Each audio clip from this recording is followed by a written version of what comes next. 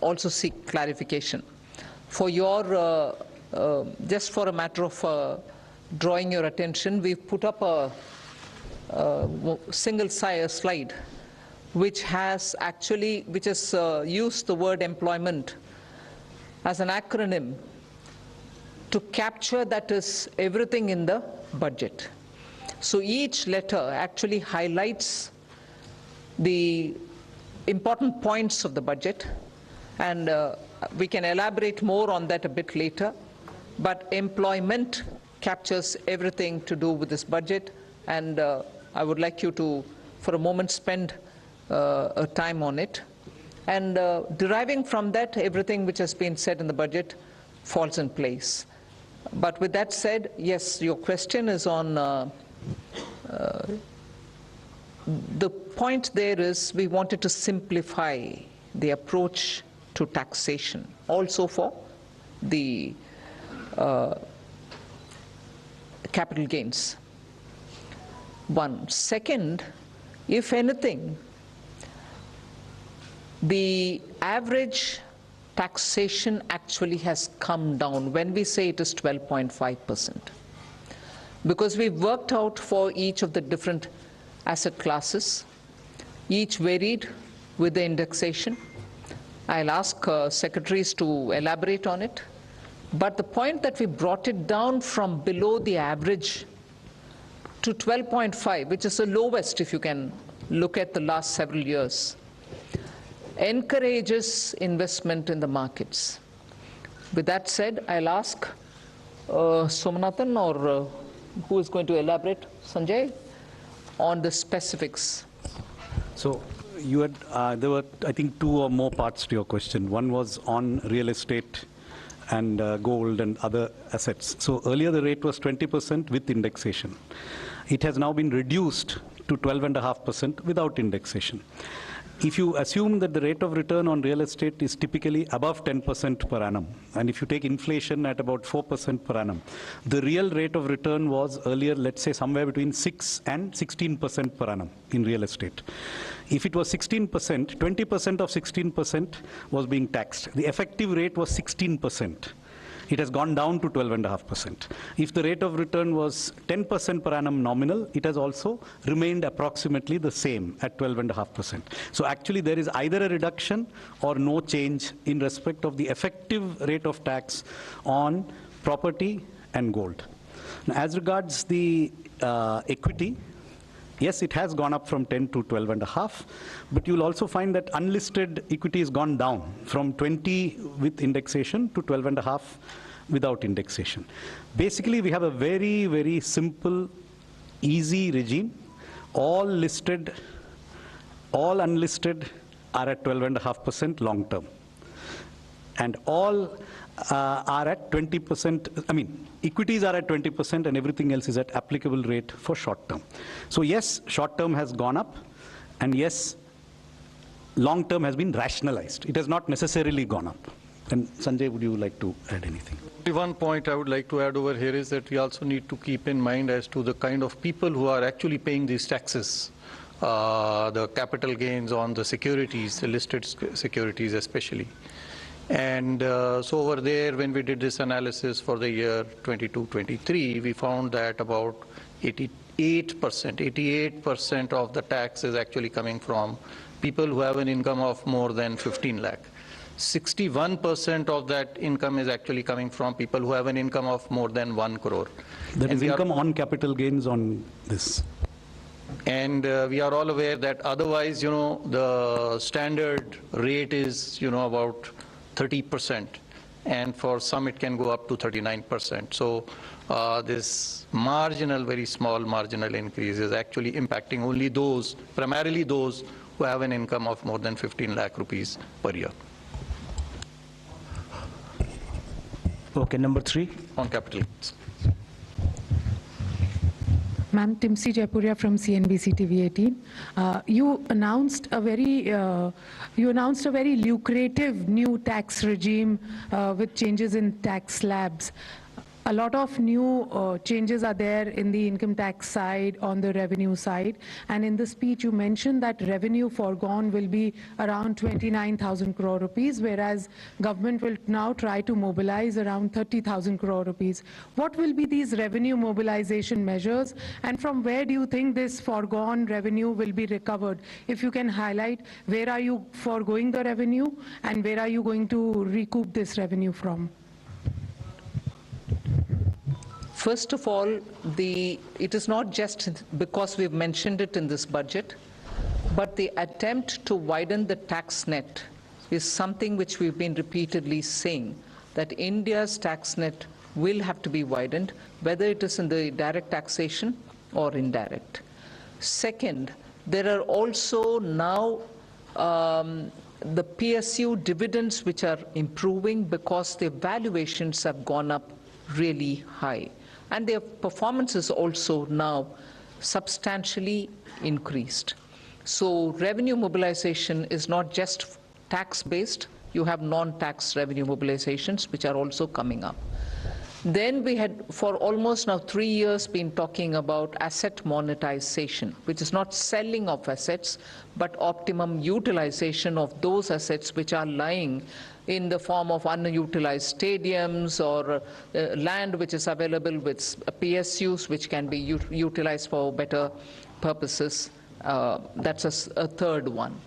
Fourth, you're also looking at generating resources from newer areas. So in all those, the revenue is going to be mobilized better, and as a result of which the revenue foregone will be now made up for, is our expectation. We've said that in the budget. In my speech itself, I mentioned it. And I'm sure there are secretaries who will want to add to it. Sanjay? Ma'am, I'll give the for details. 37,000 crore, 29,000 crore in direct taxes and 8,000 crore in indirect taxes. So 29,000 crore direct taxes primarily comprises of 3 taxes, which is the increase in the STT only on derivatives, which is only on futures and options. And secondly, the buyback tax, which is to be now done in the hands of the recipient. While on the one hand, it will rationalize the tax and be more equitous and fair, because those who should be paying the taxes, higher taxes, in the higher income groups, they will pay higher tax, and those who are in nil tax category or in lower tax category, they don't have to pay a tax or a lower tax. While it does that, at the same time, it does bring in some revenue also, about 4,000 crore. And remaining, about 15,000 crore should come, from the capital gains taxes. On the indirect taxes, we are losing, as I said, about 8,000 crore primarily on the reduction in duties, especially in gold. There is a huge reduction from 15% to 6%. And then there is revenue foregone because of the personal income tax rates and the standard deduction being allowed in the new tax regime. 280, please. Backside, please. Give the mic. Good afternoon, ma'am. This is Surbhi from Business Today. Ma'am, the angel tax has been abolished, which is a very welcome move. But just wanted to understand that one of the things the angel tax was also doing was checking money laundering concerns. So could you explain how these will be taken care of now? Thank you. Thank you very much, and I'm glad to hear it is welcome. You've been raising this issue, as with many others outside of media, also saying, are you considering it? Although it was introduced during the UPA government, and it was introduced in 2012. 2 years had passed, and since after that, when we came in, we tried keeping as a good governance principle, government being a continuum, the tax continued. Although we tried giving carve-outs for startups and also making it simpler, bringing parity for the non-resident Indians, the way in which they've been treated as opposed to the Indian investments and so on.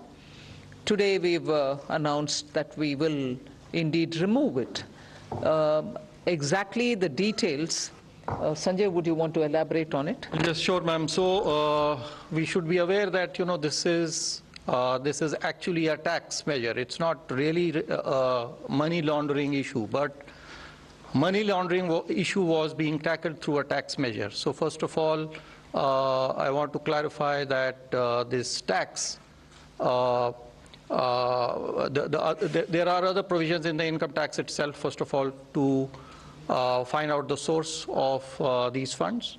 Number two, there is already, you know, the Prevention of Money Laundering Act, which continues to be in existence. So if there is money which is being laundered, money, you know, being paid as a bribe or for use in, you know, other purposes for terrorism, etc., there are enough laws, including the now, you know, the Nyaya Sahita, Bharatiya Nyaya Sahita, and the Prevention of Money Laundering Act to take care of those issues. While on the other hand, now some genuine money for investment, actually, you know, there is this deterrent provision no longer exists, while provisions for money laundering remain, and they should be sufficient to cater to it.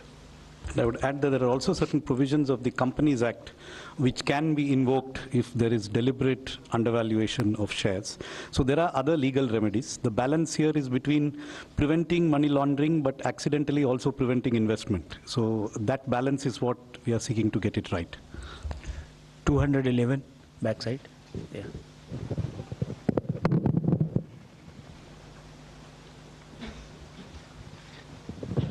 Hello, ma'am. Prakash Predashi from ET Now. My question is, will the increased STT be applicable from April 1 or prospective? And if from April 1, will there be retrospective tax calculation for the increased amount? It's not retrospective. It is with effect from 1st of October 2024. So we are giving sufficient time for the exchanges and the people, you know, who collect this tax to put their systems in place to be able to collect it. It's not retrospective, it is prospective. 13. 11. 11. 11. Ma'am, Karishma here from Business Today. Ma'am, congratulations to you and everybody. Ma'am, my question is on this special assistance to Andhra Pradesh and Bihar. 15,000 crore is the number that you've given for Andhra Pradesh for this financial year. Is there further assistance that you are looking at, or is it going to be need-based in terms of the amount? I've already mentioned it in the budget speech that 15,000 crore is coming through the multilateral development assistance, which we borrow from the multilateral banks, whether it is World Bank or ADB or AIB, whatever. And I've also ended that paragraph by saying further assistance will also be extended. There is no definitive amount? No. 152. Ma'am Alok Priyadarshi from CNBC आवाज़ में। Ma'am सवाल यही है कि जिस तरह से आप लोग न्यू टैक्स रिजीम को प्रमोट कर रहे हैं, इस बार भी आप लोगों ने स्लैब में चेंज किया, स्टैंडर्ड डिडक्शन बढ़ाया, तो ये मान के चलें कि न्यू टैक्स रिजीम के जरिए आप मिडिल क्लास को राहत देने की कोशिश की है इस बार। ओल्ड टैक्स रिजीम को लेकर क्या कोई सनसेट क्लॉज है? क्योंकि आपने कहा है कि जो इनकम टैक्स एक्ट है उसका हम लोग कंप्रिहेंसिव रिव्यू करेंगे, तो रिव्यू में क्या ये मान के चले कोई सनसेट टाइम आएगा ओल्ड टैक्स रिजीम को लेकर? अभी मैं बोल नहीं सकती हूँ। ज़रूर हमारी इरादा ये है कि सिंपलर टैक्सेशन रजीम होना चाहिए, और सिंपल टैक्स रजीम की ओर अगर हम जा रहे हैं ये रिव्यू के द्वारा, वो ही हमारी मकसद होगा कि सिंपल कर दो। ओल्ड टैक्स रजीम को सिंपल करने के रास्ते पर ही ये नया टैक्स रजीम आया है। सनसेट होगा कि नहीं होगा वो अभी मैं बोल नहीं सकती हूँ, वो रिव्यू करने के बाद ही हम एक डिसीजन लेंगे। और ये एक आंकड़ा मैं आपको दे दूं कि इस बार पिछली बार जो हमने परिवर्तन किए थे नई टैक्स प्रणाली में, तो 70% लोग अभी तक जो 4 करोड़ के लगभग हमारे पास में रिटर्न प्राप्त हुए हैं पिछले वर्ष के, 70% ने इसको प्रेफर किया है बनिस्बत की पुरानी प्रणाली को। तो बड़ी तेज़ी से लोग नई प्रणाली की ओर आकर्षित हो रहे हैं और हमारा यही प्रयास रहेगा। filing period? Yes. Sorry? Yes. Yes. Ongoing filing period. Ongoing Yes. It's not filing yet. period, I mean, yeah. more returns are coming in. Yes. Yes. 271. Yeah. Hi, ma'am. This is Sumit Chaturvedi, ET Now.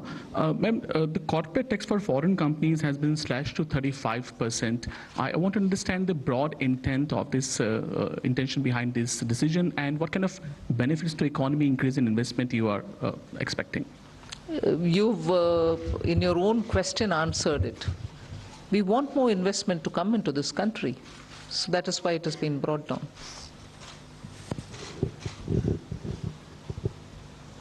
$95. Just to add to that, there was a widened differential between foreign and domestic companies which arose after the tax cut in 2019. When the domestic rates were cut, the foreign rates were not cut.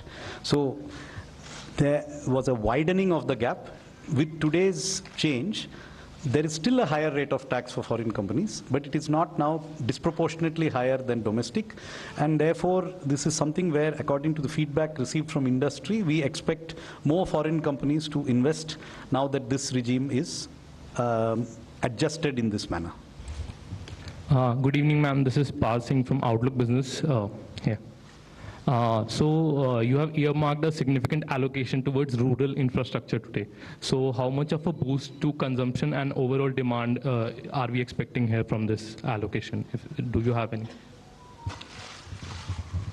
So it is difficult to quantify what would be the accretion to demand coming from, I mean, the obvious increase is whatever we have increased. But yes, would there be a multiplier? Probably yes. I think with the Awas Yojana Gramin and the Gram Sadak Yojana, these two do have a lot of multiplier effects as well. Traditionally, for capital expenditure, the multiplier has been calculated at somewhere around 2.5 to 3. In the Awas Yojana, it may be a little lower, but yes, there would be a substantial multiplier. I don't have a precise calculation. But other than the Awas Yojana and Sadak Yojana, Gram Sadak Yojana, there's a major push towards the corridors. For instance, I mentioned in the context of Bihar, I mentioned in the context of Andhra, 2 corridors which are moving, one from Visakhapatnam to Chennai, the other moving from Hyderabad to Bangalore, Buxar, Purnia, and so on, and building of the Gaya node in the Amritsar to Kolkata are all towards building infrastructure in the rural areas in order that we attract more investment and enable transit of goods in those huge corridors. All these are essentially going to the rural areas in a big way. And therefore, it is not just through PM Awas Yojana and Sadak Yojana, but major investments in strengthening the corridors, building nodes, and therefore also in improving the rural infrastructure is happening. 11. Ma'am, I'm Maria Shakil from NDTV and NDTV Profit. Congratulations for creating history today by becoming the only finance minister for having presented 7 consecutive budgets. Ma'am, my question to you is about the first-timer scheme, because as you said, that employment perhaps sums up the essence of this budget. Would there be more blueprint coming out as to how this first-timers scheme will be playing out, and what will be the role of private sector?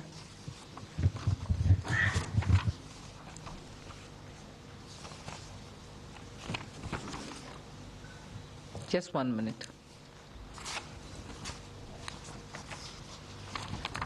See, this Prime Minister's package that I announced has 5 different schemes. The first timers is, I would think, one of the very, very innovative initiative. So what we are doing there is to be able to provide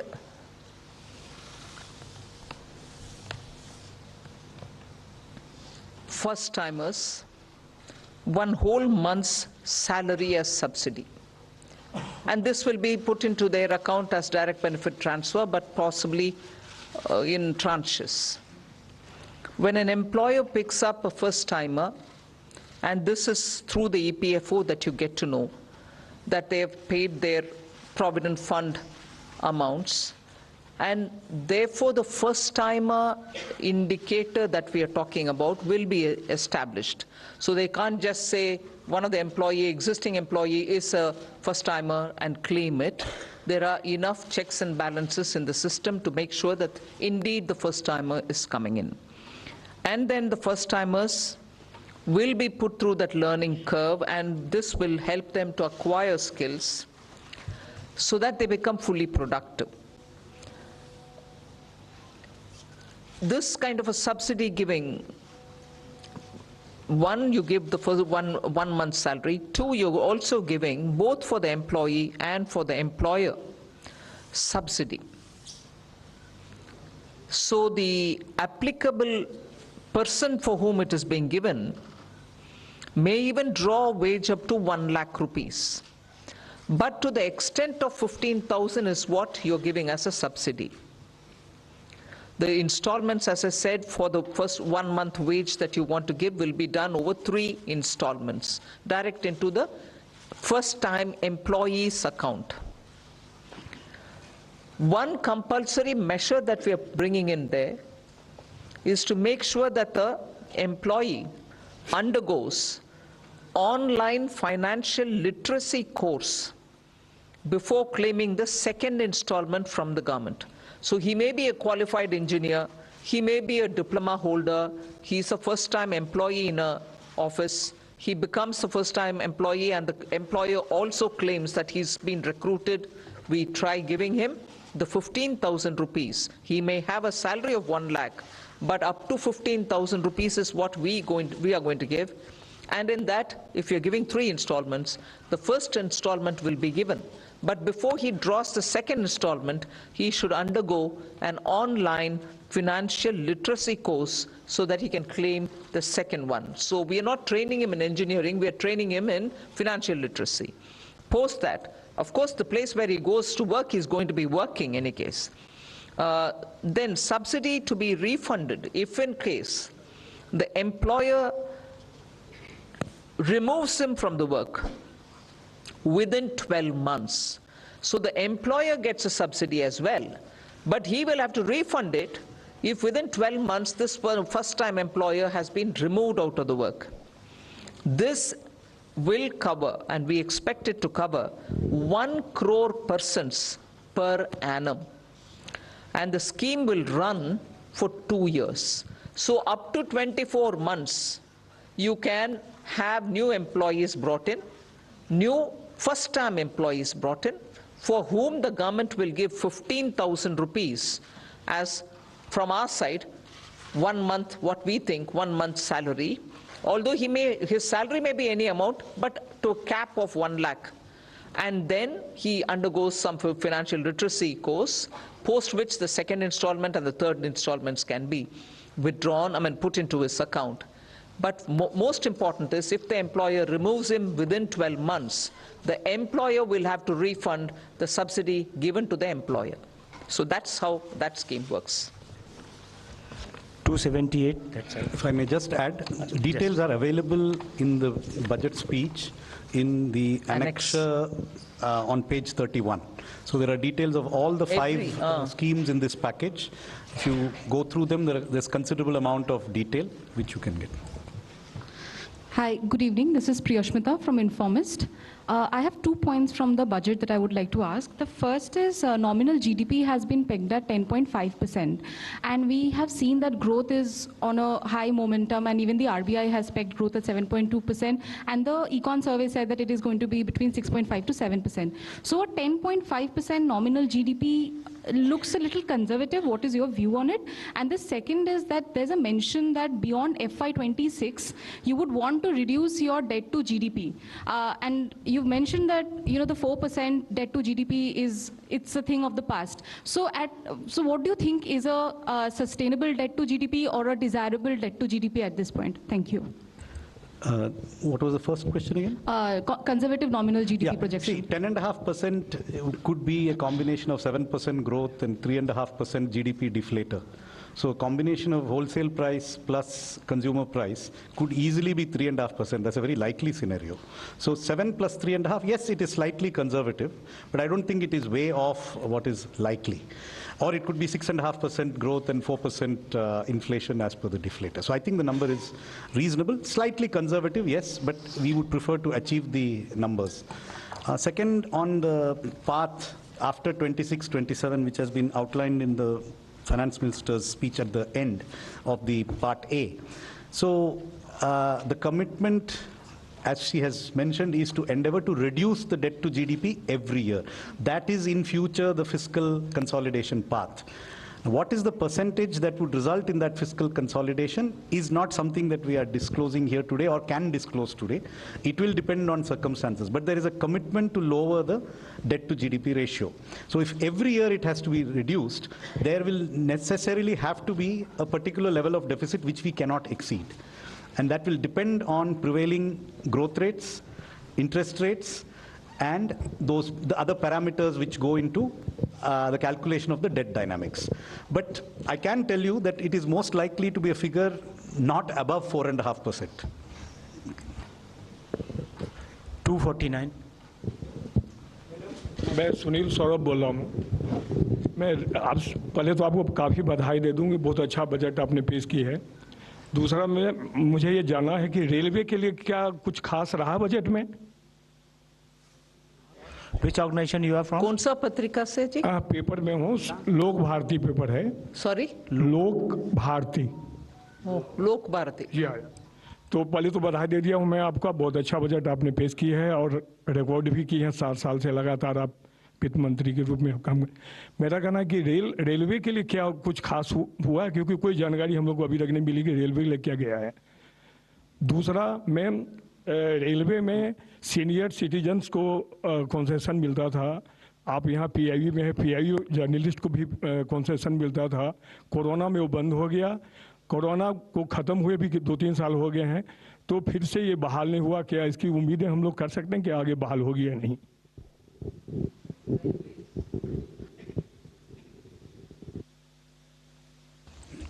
railway का जो expenditure budget है next year, it's 2,55,393 crores, which is the highest ever, and it's a very substantial increase in recent years. So that is a very large amount of investment in the railway. So I think there is a very adequate provision.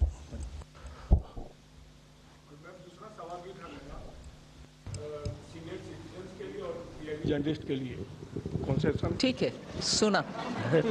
277 please. इसमें senior citizen और PIB journalist को भी जो slab में revision हुआ है उसमें फायदा है। सीनियर सिटीजन को फैमिली पेंशन में स्टैंडर्ड डिडक्शन का फायदा हुआ है। रेलवे में, अच्छा ठीक। Hello ma'am, this side Harsh Kumar, this side from business. वो बजट का फायदा जो दिया है सर, वो भी तो मिलेगा सीनियर सिटीजन को और सबको, रेलवे में भी मिलेगा। Hello ma'am, Harsh Kumar this side from Business Standard newspaper.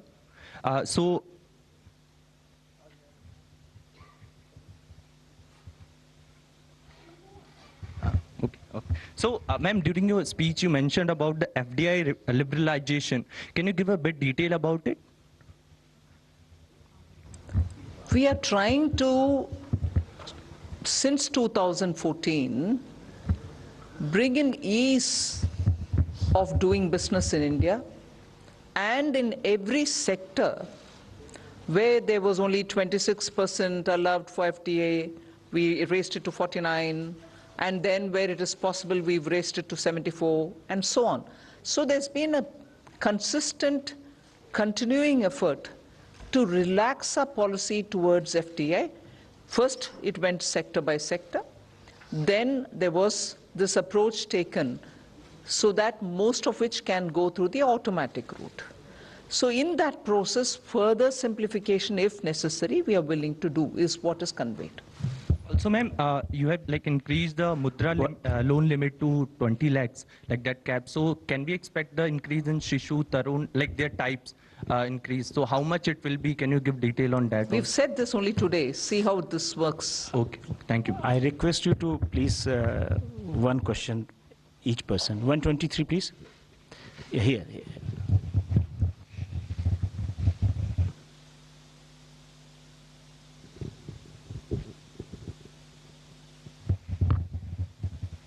Shrimi Chaudhary here from Business Standard. I just wanted to understand that budget proposes withdrawal of equalization levy. So if you could just give some explanation of what led to that, what is the intention behind that, keeping in mind the pact between India and US, which has ended on June 30th. No, as the Pillar 1, Pillar 2 negotiations have been going on since 22. And since then, one of the things which was becoming more than obvious was, if at all we are going through this Pillar 1 and Pillar 2, which we intend to, the negotiations and the OECD, backed by the US administration, have all been pushing for this. We wanted a fair solution, so negotiations have been going on. But the point of contention from then has always been, should we collect an equalization levy then, if at all we are getting into this global understanding through the Pillar 1 and Pillar 2?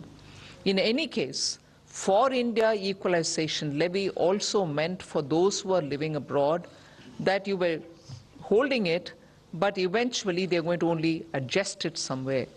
So in the interest of moving towards Pillar 1 and Pillar 2 solution, which the negotiations are still going on one aspect of it, on the other, in all probability, we are close to a conclusion. It was necessary for us, through the Parliament, to take steps to ensure that we are entering into that scheme of things without this equalization levy hanging on us, because this was important for us, but if it is a global system, this cannot continue. And therefore, with a positive approach towards the Pillar 1 and Pillar 2, we've moved forward to inform the Parliament that we would like to close this. 270. I may clarify that, it is only the 2% levy which has been withdrawn. The 6% levy which was earlier imposed, that continues.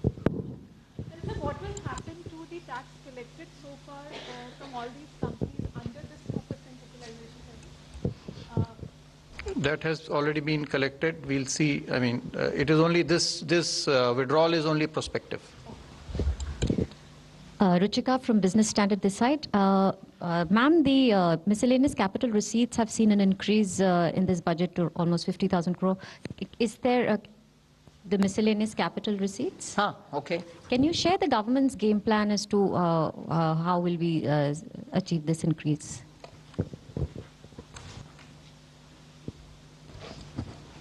The miscellaneous capital receipts are budgeted as, 50,000 crore, which was like 23-24 also, it was 51,000 crore, the interim budget.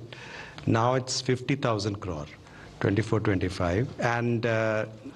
And, this combines with all kinds of receipts, which are otherwise disinvestment receipts, asset monetization receipts, and other kinds, which will be clubbed with that. So this budgeted figure is 50,000 crore.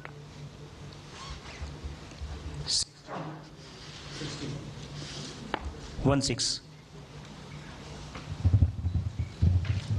Ma'am, very good evening. Sapna Das here from CNBC. Ma'am, two questions.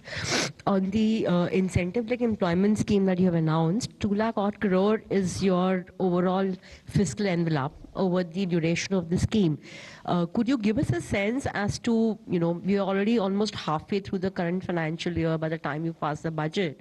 So practically around 7 months will remain for the financial year, but any kind of an allocation that you have done for this scheme for this year, ma'am? One is that. And ma'am, just a corollary also on the miscellaneous receipts question, though not very much part of this budget, but nevertheless, ma'am, government had a very, kind of a bold privatization program. Do we understand that this is now being calibrated? That's it, ma'am. Thank you. First question. Yes. As you rightly observed, there are only this is not a full financial year. The schemes have just been announced. They will now go through a process of quick design, appraisal, and approval. However, budget provisions have been made for these schemes, partly in the Ministry of Labour and Employment and partly in the Ministry of Corporate Affairs for the internship scheme.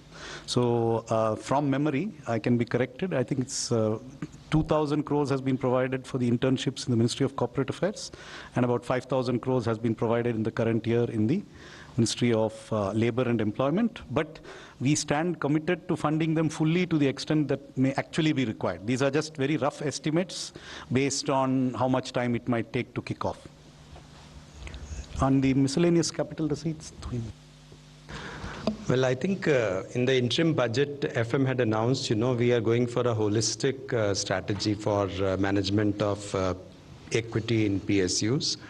And I think which includes, value creation and also, using the performance, the capex, the dividends and consistent dividend policy and the capital management all together, and also the calibrated disinvestment strategy, which also includes listing and market dilution, but all together in a holistic way so that value maximization is there. I think the same strategy is going to continue. 122.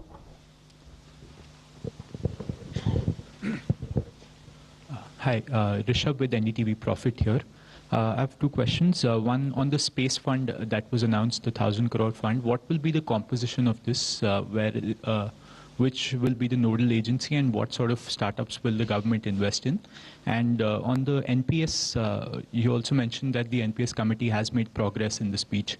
Could you elaborate a bit on that?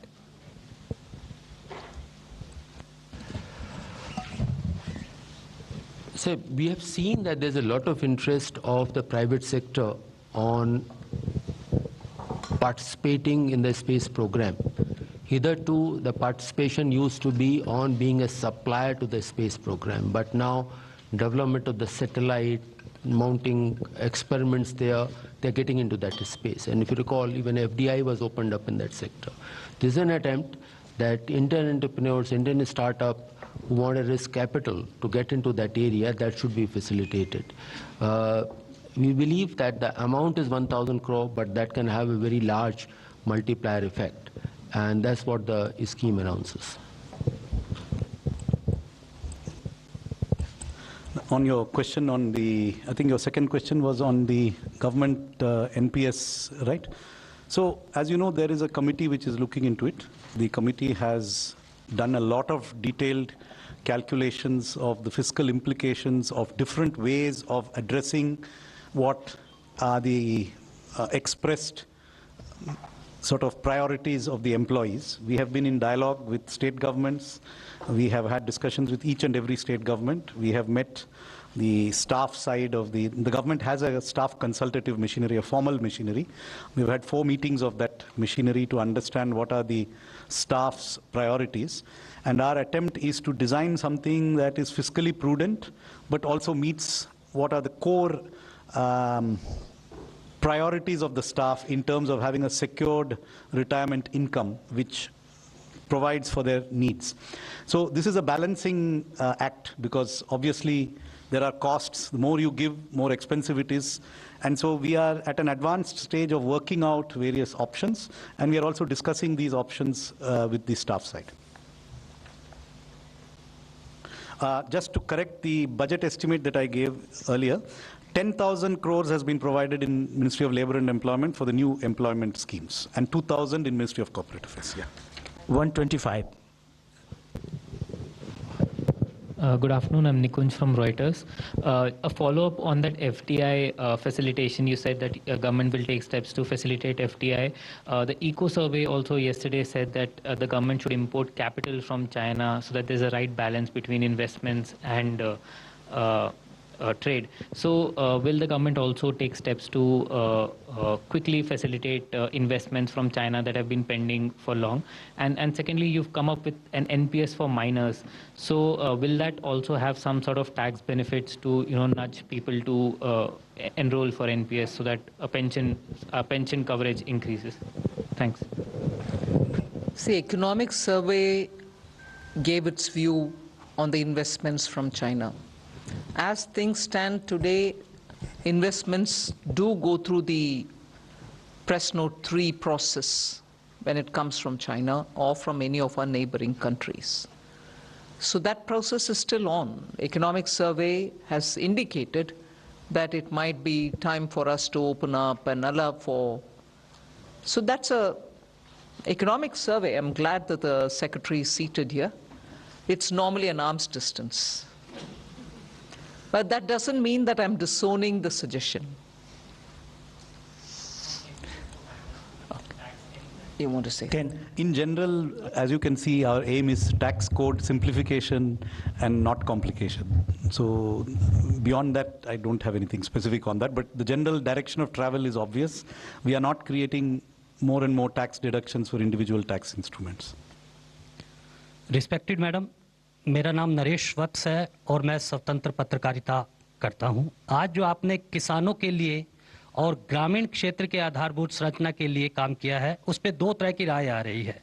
एक राय तो ये कहती है कि गालिब ने ये कहकर तोड़ दी तस्बीह, क्यों गिनकर नाम लूं जो बिन मांगे बेशुमार देता है। एक वर्ग तो इस तरह से तारीफ बजट की कर रहा है, लेकिन दूसरी तरफ प्रतिपक्ष के नेता राहुल गांधी ने कहा है कि आंध्र प्रदेश और बिहार पर जो दरियादिली दिखाई है, कहीं न कहीं ये लगता है कि ये कुर्सी बचाने का बजट है। अखिलेश यादव जी भी ये कह रहे हैं, आप कैसे देखती हैं?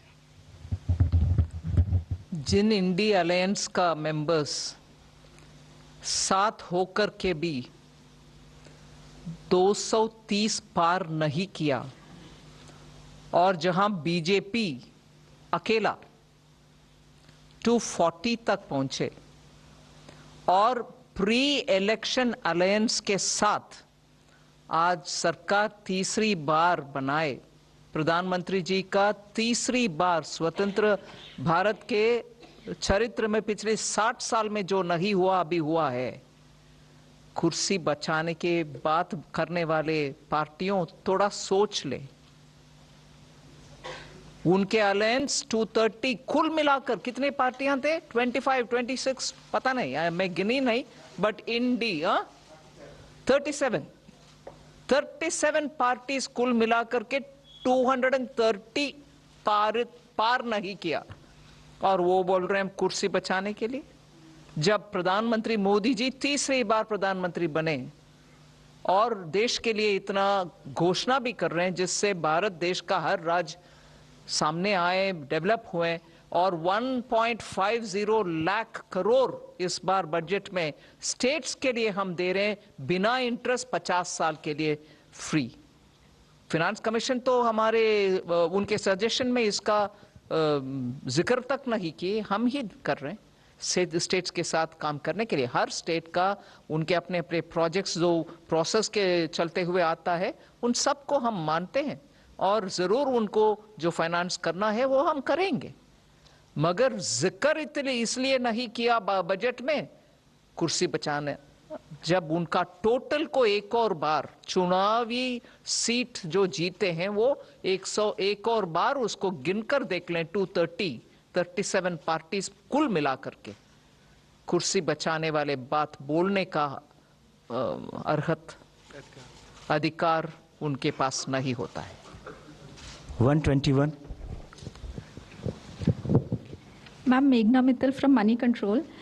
In the union budget, you have announced financial support to MSMEs for shift to clean energy and also a new mechanism for credit so that they do not go into stress and they do not turn into NPAs. Any details on that? I'm so glad you asked this question. I'm really glad because this budget, and I don't want to say it because I've presented it, I'm so grateful that the Prime Minister looks at every sector and says, what are we doing for them? What are we doing for? This has been his approach always. But this time around, we've spent a lot of time understanding also from those stakeholders who had consultation with us pre-budget. And MSME's request it has been for now several years that when they reach the SMA 1 stage itself, they get to be very, very tensed because banks stop their finances, meaning banks no longer lend to them. They are stressed as it is. And if they are stressed as it is, and if there is this threat that the bank will not further give them working capital, sooner, by the 90th day, they become NPAs. In order to give them a good workable solution, and I'm indeed grateful to this entire team of secretaries here, they spent a lot of time also talking with RBI to see how best we can address this issue. And RBI has also a very well-established framework which we are quite respectful of, where banks are clearly given a bit of a margin to handle MSMEs at the SMA stage 1 itself, without pushing them to become SMA 2 stage, and then at the 90th day announce them as non-performing assets. So what actually has happened now, having discussed with the RBI, is that we'll provide them with a fund which will help them to have some kind of government guaranteed as liquidity, or the banks can then, on the basis of the guarantee being given, on the back of the guarantees which are being provided by the government, lend them working capital and keep them moving. And if they restore themselves, they're going to be better off.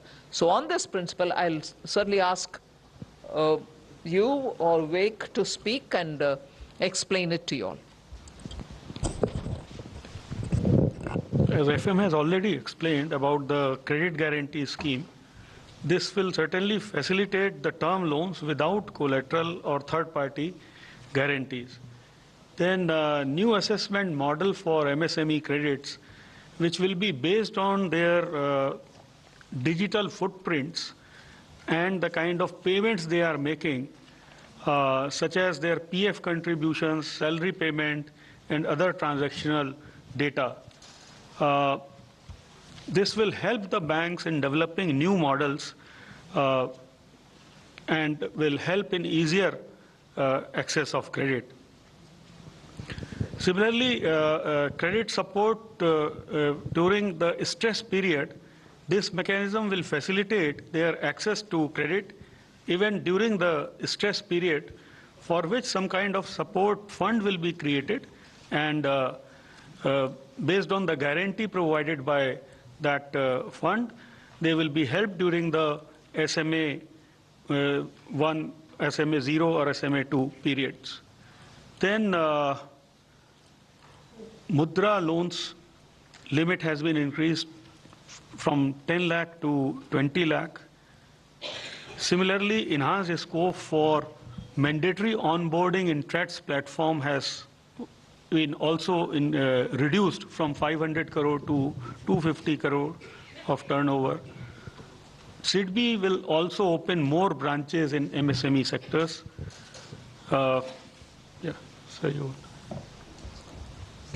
In short, what it does is, for the MSMEs, through this one budget, we've announced 8 different steps, each one of them addressing this particular problems with MSMEs face, and for which the MSMEs during the stakeholder consultation wanted us to give them some solutions. So specifically 8 of them have been designed to address that. So, I would just like to supplement 2 of the points. One is the credit guarantee scheme in the manufacturing sector of up to 100 crores for the acquisition of capital equipment, machinery, etc. So this is an idea which came from the MSMEs, as the Honorable Minister said, stating that typically MSME credit is for working capital, but they sometimes have needs to invest, and it could even be a new MSME enterprise which needs to invest in equipment. So the proposal in this scheme, which has also been discussed by a working group chaired by the Chief Economic Advisor with the Reserve Bank, with the credit guarantee institutions, is a self-financing mechanism. An MSME which wants to avail of a credit guarantee for this term loan will have to pay an initial upfront guarantee fee, followed by an annual top-up fee which will be based on the reducing balance of the loan. So there is no subsidy from the government which is envisaged in this scheme, unlike the CGTMSE, which is a working capital loan scheme where the government actually provides the corpus. In this case, the corpus itself will be self-financing, coming from pooling of MSMEs upfront fees. This is a scheme which they have asked for and which is viable on its own without government's financial subsidy. The government will have to provide a second-level backstop guarantee in case the defaults exceed a particular level, which is unlikely, but there will be a backstop facility from the government. The second one on the SMA accounts, the criticism that or rather the grievance that came from the MSMEs is that when an MSME becomes delayed in repayment and enters into what is called special mention account 0, and then special account 1, and then eventually NPA. Even if they never become an NPA, but they enter the territory of special mention account, banks become reluctant to provide them additional working capital. And during this period, they are not able to access working capital, and this makes it more difficult for them to do business. So the proposal here is that the government, with money from the government, would create a credit guarantee fund. And during the SMA period, if an MSME wants more credit, it has become an SMA, so the bank perhaps has some qualms about lending to the institution. During that period, if they extend further credit, that further credit within certain limits which will be specified in the scheme would be made available to them against a guarantee from this government institution. So this will enable MSMEs to continue to operate during the SMA period without the difficulties which they say they are currently facing. One small point, sir, I wanted to add on the, sorry. Perhaps the first part of the question was on the energy side, the cleaner energy, that what that scheme is about to help small and micro units. Often when we talk about moving towards a cleaner forms of energy, our attempt or our focus is on large industries, and these small industries do not have the financial strength to get into those areas. So first part is help them getting an audit done, which is an investment grade, meaning what it would take to move to help them moving towards a more efficient use of energy. A step prior to that is move them to a cleaner forms of energy, whatever they have been using it. And we know that for some of the traditional industries, the fuel being used is not really clean. This has health issues, it has environmental issues. So that is particular scheme is providing them an organized audit system plus a financial support. Just one small point which could not be highlighted in the speech, but which is primarily aimed at MSMEs, pertains to the expenditure that is allowed on partnership firms for the salary that is paid to the working partners. So presently the limits are for the firms which have a profit of 3 lakh or less. It is capped at 1.5 lakh rupees. Or 90%, whichever is lower. So this limit has been increased to 3 lakh and up to a profit of 6 lakh. So this will also reduce taxation on these partnership firms, most of which are in the micro and small enterprises sector. Thank you. 212. There.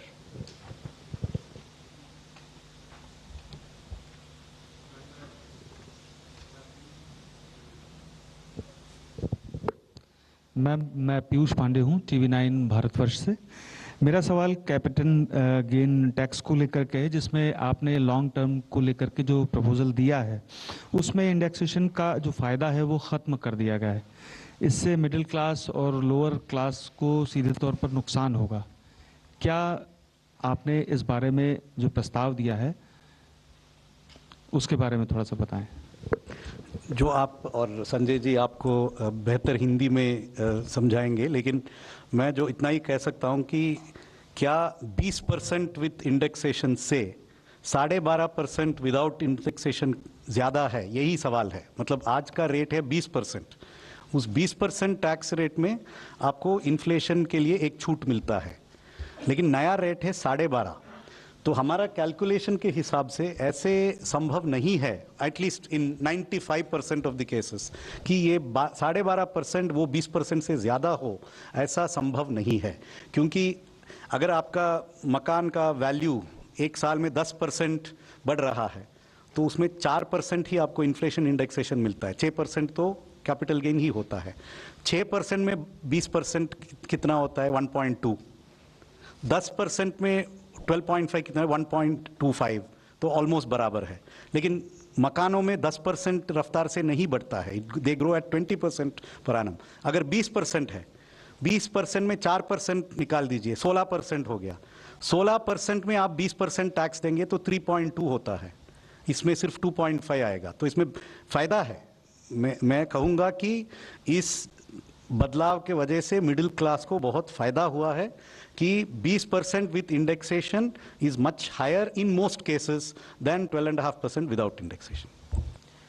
चीज़ और स्पष्ट करने की आवश्यकता है कि जो indexation का लाभ वर्ष 2001 तक का दिया गया है उसको विड्रॉ नहीं किया गया। तो यदि 2001 से पूर्व की संपत्ति खरीदी गई है तो उसको 2001 तक का इंडेक्सेशन का लाभ मिलेगा, केवल उसके बाद में ही वो लाभ को वापस लिया गया। 269।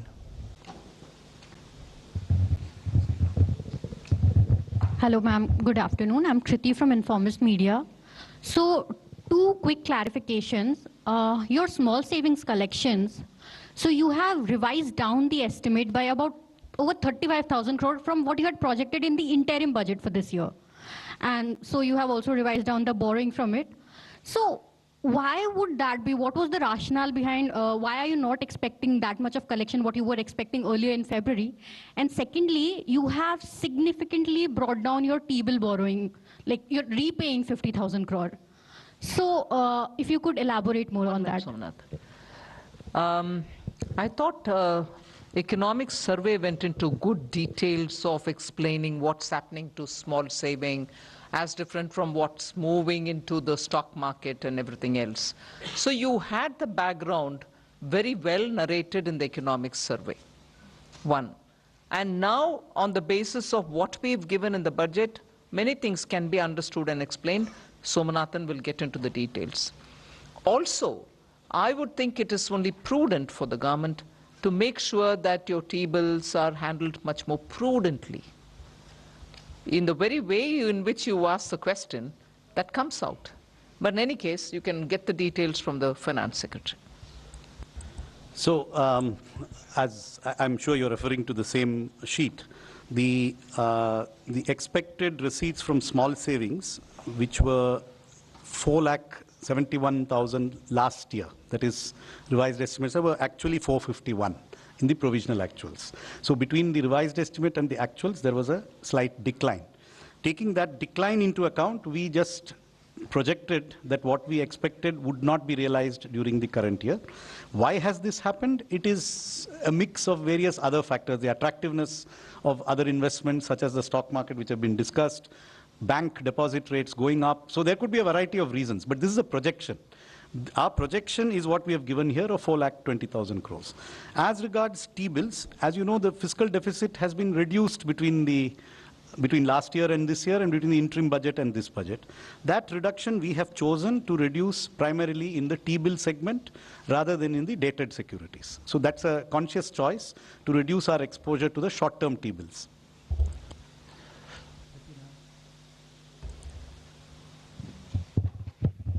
Ma'am, I am Monica from the New Indian Express. Ma'am, regarding this Income Tax Act, I want to know what are the major issues or concerns that have prompted the government to undertake this comprehensive review, and if you can shed light on the anticipated timeline for the implementation of these changes.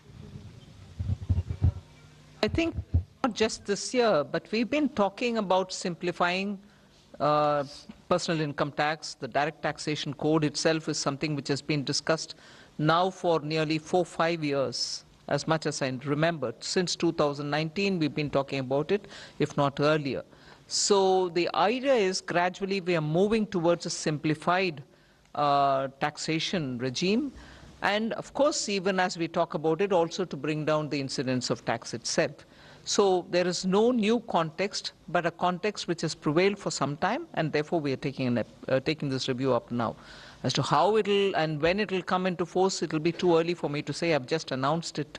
We'd like to do it at the earliest. I think I've given some kind of a 6 months time or something. 6 months. Will there be an opportunity for the stakeholders like taxpayers and tax professionals to provide inputs? We'll do that. But I'm not giving you anything more than what I've said in the budget speech now. 272. I'm holding 272. Yeah.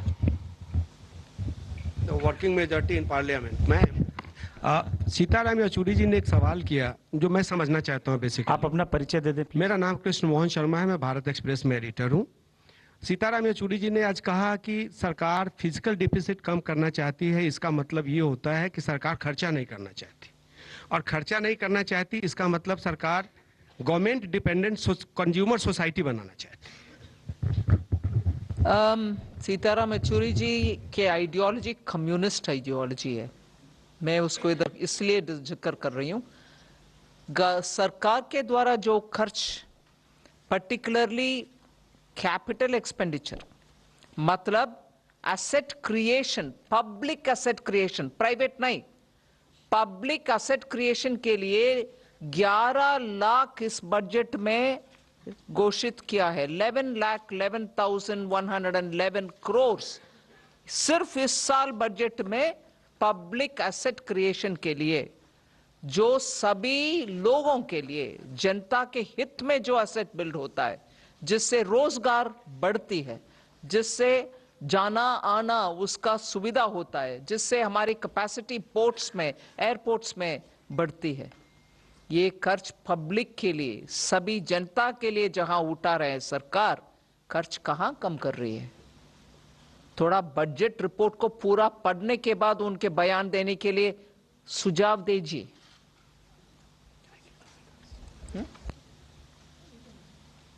Just to give you the figures of total expenditure, they have increased from 41.9 lakh crores in 22-23 to 44.42 lakh crores in last year's provisional actuals, and are budgeted at 48.2 lakh crores in 24-25. So expenditure is actually going up substantially. 265. Revenues are also going up. 265, please.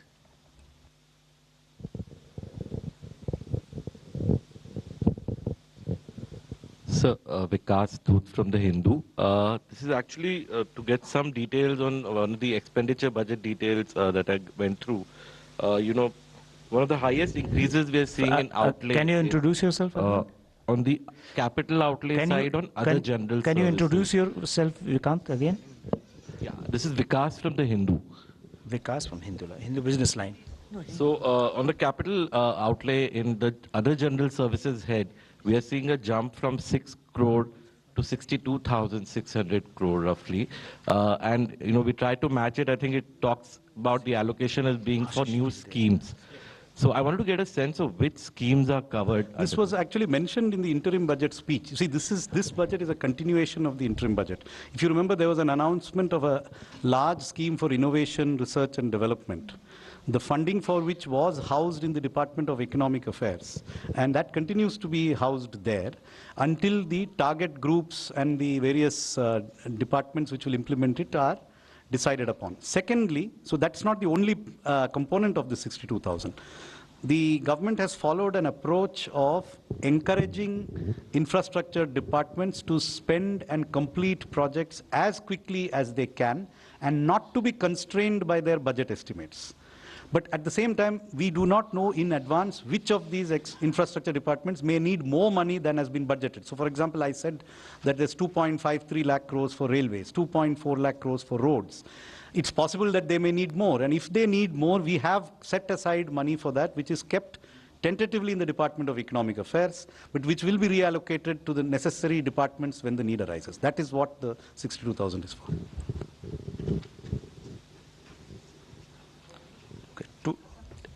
Anybody else wants to?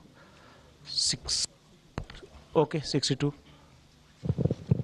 मैं Lakshman CNBC आवाज से दो चीज़ें, एक तो gold पे import duty में अच्छी खासी कटौती की गई, इसके पीछे क्या सोच है?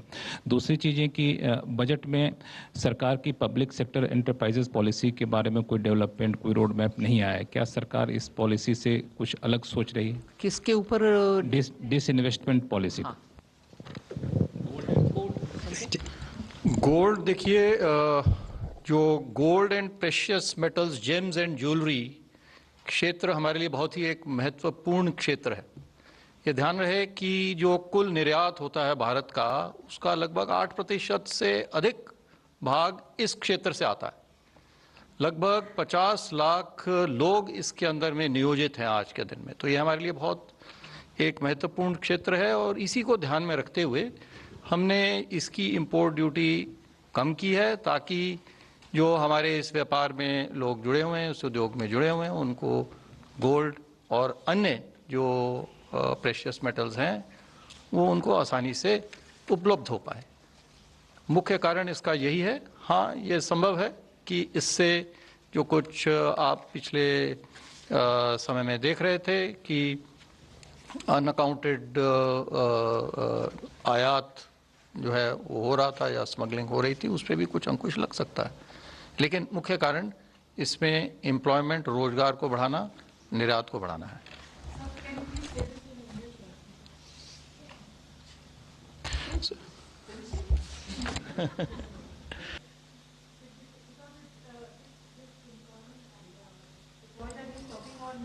No, very well taken. He will say it in English, but I'm wondering if it's a journalist from the South. No problems. No, only thing I said is this is primarily to increase employment in this huge labor-intensive sector of gems and jewelry, where we have reduced the duties. It contributes more than 8% to India's exports, and 50 lakh people are actually employed in this. So this is the primary reason. There's another announcement in this regard, not on import duties, but for diamonds also. For raw diamonds, the Honorable Minister had announced that raw diamonds, we will give a special harbor rate for the foreign mining companies. So it should, both of them should be seen in that light to basically promote employment in these labor-intensive sectors. Thank you. 211. Sorry. Lakshman जी, जैसे मैंने बताया कि हमारा जो holistic disinvestment strategy, holistic strategy है value creation की, उसके बीच में वैल्यू जैसे हम क्रिएट करते हैं तो उसका कैलिब्रेटेड डिसइन्वेस्टमेंट भी होती है। जैसे पीछे भी लिस्टिंग हुई थी, इरेडा की लिस्टिंग हुई थी, उससे पहले LIC की हुई थी, मार्केट डेल्यूशंस भी हैं। तो मतलब कैलिब्रेटेड वे से करेंगे, लेकिन वैल्यू क्रिएशन पे फोकस है, जिसमें कि सबसे बड़ी बात है कि उनके फंडामेंटल परफॉर्मेंस के बारे में CPSEs के, उसके बाद उनके कैपेक्स से लिंक, उनकी कंसिस्टेंट डिविडेंड पॉलिसी। आपने देखा होगा नॉन टैक्स रेवेन्यू में गवर्नमेंट काफ़ी मतलब अर्न की है, अबाउट 63,000 करोड़ पिछले साल भी आया है, इस साल भी 56,000 करोड़ का प्रावधान किया गया। तो इन सब दृष्टि से लगभग 1 लाख करोड़ जो है वो CPSE डिविडेंड और मिसलेनियस कैपिटल रिसीट्स के लिए भी रखा गया। 211.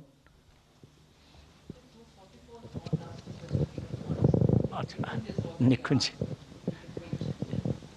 Hello, sir. Ma'am.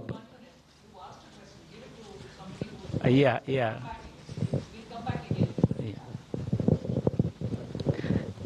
Ma'am, thank you. Bani Kinkar Patnaik from the Economic Times. Ma'am, on your debt reduction plan, so does it mean that from FY27 onwards, the reduction in debt ratio will be the primary anchor of your fiscal management instead of fiscal deficit? And ma'am, related question, while it is not feasible to, firm up short-term or medium-term target for a reduction in debt ratio, but would you be looking at any long-term goal for this? Want to say? Yes, you have correctly identified that there is an approach which is outlined in that sentence, which is that hereafter it is not the intention to focus on a deficit number, but rather to look at what will keep reducing our debt to GDP ratio in normal years. The reason for this is a fixed figure which historically was enshrined in the FRBM Act in the past does not take into account the specific debt dynamics of a fast-growing economy like India. So that figure of 3%, in fact, there are people who attribute a part of it correctly or wrongly to the Maastricht Treaty in Europe. But the growth rates of those countries are very low. So what is sustainable in a fast-growing economy is very different from the debt which is sustainable in a slow-growing economy. So India is today the fastest-growing large economy in the world. The deficit which we can support in a particular year without expanding our debt is not necessarily 3%. It is much more than 3%.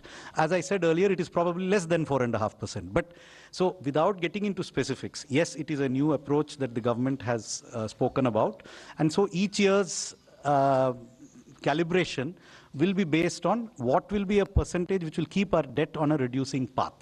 Now that will of course be set out closer to the year when it comes into effect. 17 number, then Nikunj will come back to you.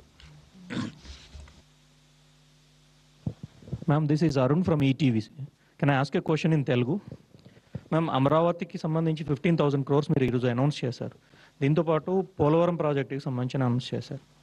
So 15,000 crores government grant ఇస్తుందా లేదా loan రూపంలో ఇస్తుందా? ఒకటి. రెండు, పోలవరం ప్రాజెక్టుకి సంబంధించి announce చేసినాము. పోలవరం ప్రాజెక్టుకి పూర్తి సపోర్ట్ ఇస్తామని చెప్పారు. ఎంత మొత్తంలో ఇవ్వడానికి అవకాశం ఉంది కేంద్ర ప్రభుత్వం నుంచి? ముందుగా పోలవరం గురించి మాట్లాడితే దానికి ఒక పోలవరం నేషనల్ ప్రాజెక్ట్స్, సో అది కేంద్ర ప్రభుత్వం మీద ఉంటుంది. మోస్ట్ నేషనల్ ప్రాజెక్ట్ అని చెప్పినప్పటికీ అది సెంట్రల్ గవర్నమెంట్ ఇంప్లిమెంట్ చేస్తుంది. కానీ ఇక్కడ ఆంధ్రప్రదేశ్ గవర్నమెంట్ ఇంప్లిమెంట్ చేస్తుంది నేషనల్ ప్రాజెక్ట్ని. అది 2014లో మనం ఒప్పుకున్నాం ఆ కండిషన్కి. దాని ప్రకారం రీహాబిలిటేషన్ ఎంతవరకు కట్టుబాటు ఉంటుంది, ఎంతవరకు గ్రామంలో ఉన్న వాళ్ళని అక్కడి నుంచి తరలించినప్పటికీ వాళ్ళకి ఇవ్వాల్సిన అమౌంట్ ఎంత ఉంటుంది, రిలీఫ్ రీహాబిలిటేషన్ 2013 యాక్ట్ కింద, ఇవన్నీ డీటెయిల్స్ అప్పటికే ఒక లెవెల్కి ఒప్పుకున్నాక క్యాబినెట్ నుంచి అప్రూవల్ తీసుకున్నారు. అప్రూవల్ ఒక ఎత్తు వరకు పోలవరం డ్యామ్ బిల్డ్ చేయడానికి. దాని తర్వాత కన్స్ట్రక్షన్స్ మొదలు పెట్టినప్పటికీ మెల్లమెల్లగా ఒక హైట్ వరకు వచ్చి దాని తర్వాత కింద ఉన్నటువంటి గ్రామాలకి ఇచ్చాం కానీ పైన ఉన్నటువంటి గ్రామానికి ఇవ్వలేదు. ఇట్లాగా కొత్త ఇష్యూస్ రావడం మొదలైంది. సో నేను మీకు చెప్పవలసిన విషయం ఏంటంటే ఇప్పుడు వరకు ఒప్పుకున్న అన్ని కండిషన్స్కి గవర్నమెంట్ ఎంతవరకు డబ్బు ఇవ్వాలో అది ఇస్తాం. ఇప్పటికీ ఇంకా కొత్త ప్రాబ్లమ్స్ కూడా కొంచెం వచ్చి ఉన్నాయి, నేను ఆ వివరంలో వెళ్ళలే. కానీ అది ఒక నేషనల్ ప్రాజెక్ట్, మేము ఒప్పుకున్నాం. సెంట్రల్ గవర్నమెంట్ అది తనకంటూ ఉన్నటువంటి ఒక ప్రాజెక్ట్ అని ఒప్పుకుంది. సో అది కంప్లీట్ చేయడానికి ఎంత అవుతుందో అంత మేము చేయాల్సిందే. తర్వాత అది గ్రాంటా లేదు సెంట్రల్ గవర్నమెంట్ మల్టీనేషనల్ బ్యాంకుల నుంచి తీసుకొస్తున్నారు ఏంటి అని అంటే, నేషనల్ ప్రాజెక్ట్ అన్నప్పటికీ ఖర్చు మాది కదా. సో గ్రాంటా అని అడగడానికి అక్కడ ఆస్కారం లేదు.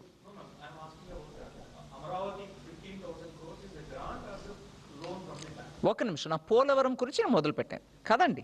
సో పోలవరం గురించి మాట్లాడుతున్నప్పుడు క్యాబినెట్ ద్వారా ఎంత అప్రూవల్ అయిందో దాని మేరకి ఇప్పటివరకు ఎంత ఇవ్వాలో అంత ఇస్తూ వచ్చాం. In fact first time cabinet approval చేసిన అంత అమౌంట్లో అన్నీ కూడా క్లియర్ అయిపోయింది. ఎగ్జాక్ట్ అమౌంట్ నేను ఇప్పుడు చెప్పట్లేదు కానీ అన్నీ క్లియర్ అయిపోయింది. ఏదో కొంచెం అటుగా మిగిలి ఉంటుంది. కానీ ఇప్పటి నుంచి అది ఎంత హైట్కి ఒప్పుకున్నారో అంత హైట్కి వెళ్ళడానికి, ఎందుకంటే ఒక 2-3 సంవత్సరమో అందుకు ముందో ఈ గవర్నమెంట్ ఆ గవర్నమెంట్ నేను మాట్లాడలే. మొత్తానికి దాంట్లో ఉన్నటువంటి ఇబ్బందులని దాటుకొని ఇవాళ అది కంప్లీట్ చేయడానికి ఎంత అవుతుందో అది మేము వాళ్ళతోటి కలిసి మాట్లాడి దానికి ఫుల్ సపోర్ట్ ఇస్తాం అనేదే మా స్టేట్మెంట్. కరెక్ట్. రెండో ప్రశ్న ఏంటండి? 15,000 goes for the capital. Amaravati capital, yes,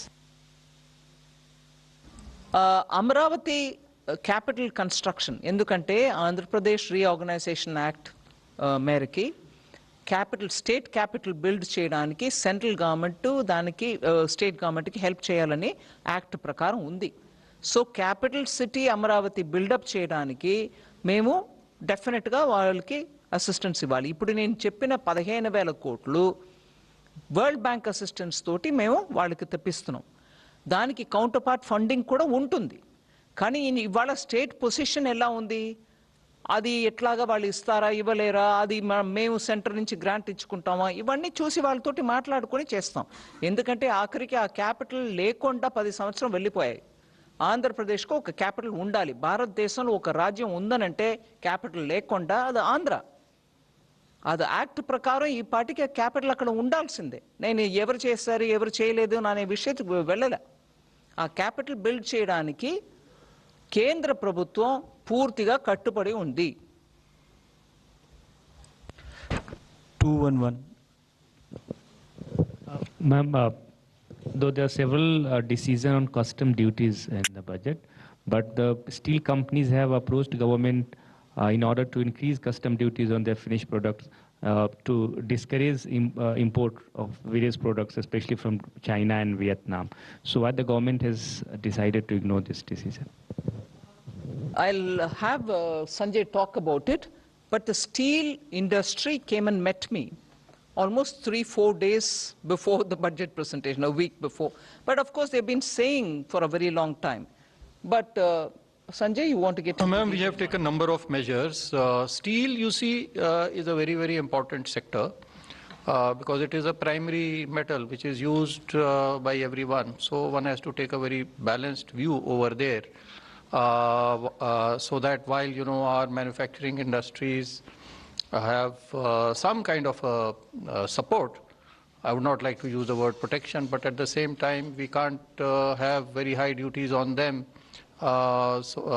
which they will ultimately pass on to consumers and increase inflation. So our effort really has been to make it possible for them to be able to produce at low rates. So here in this budget, there are proposals to reduce BCD on certain inputs.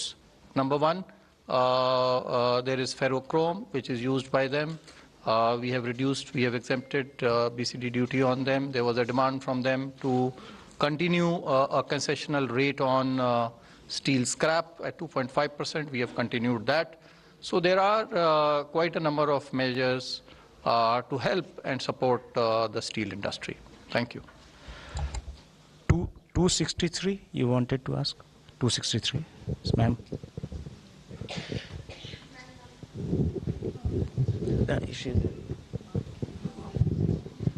मैं Nandita Bengali newspaper Sangbad प्रतिदिन से। Ma'am, TMC ने claim किया है कि फिर से बंगाल को इस बजट में डिप्राइव किया गया है। एडजेसेंट स्टेट बिहार से लेके असम इवन सिक्किम तक को फ्लड कंट्रोल के लिए असिस्टेंस की बात की है, लेकिन बंगाल बीच में जो बंगाल है, बंगाल के लिए इस बार भी कुछ नहीं रहा बजट में।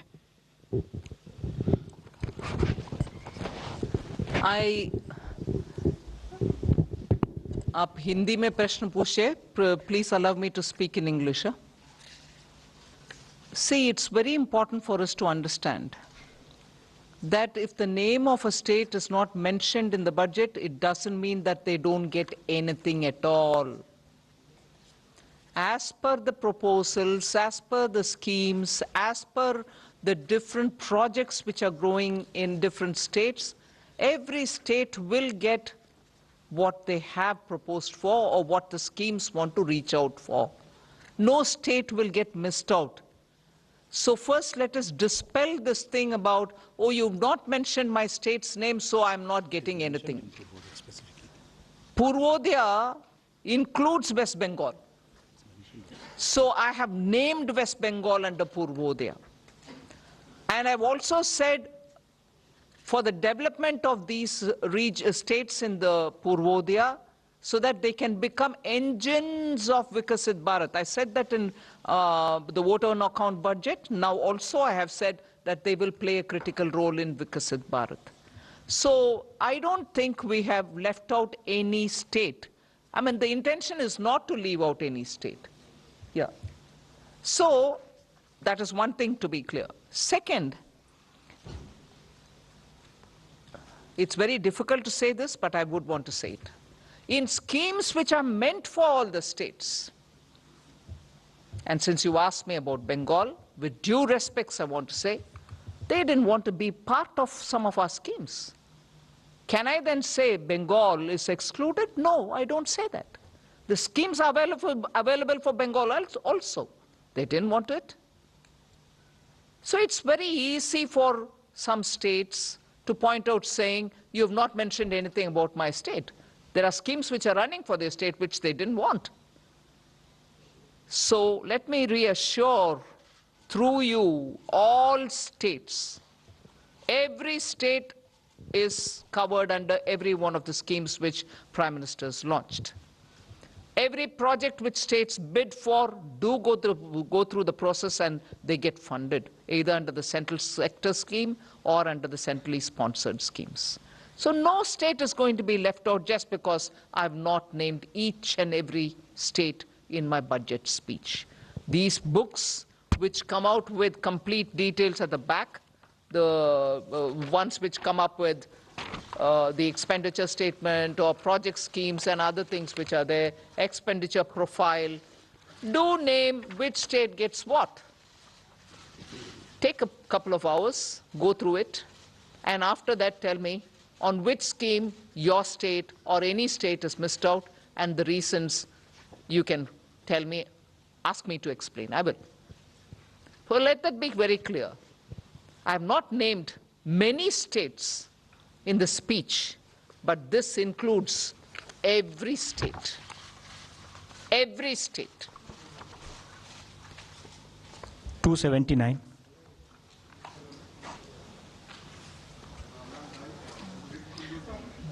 Can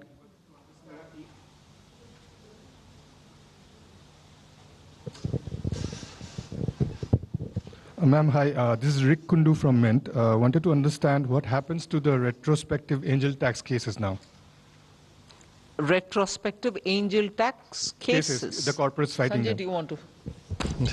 There is no retrospective tax that we have imposed. We are very, very careful about that. We don't want to impose any retrospective tax, and in same light, if there is any such previous case which is there, those cases will continue.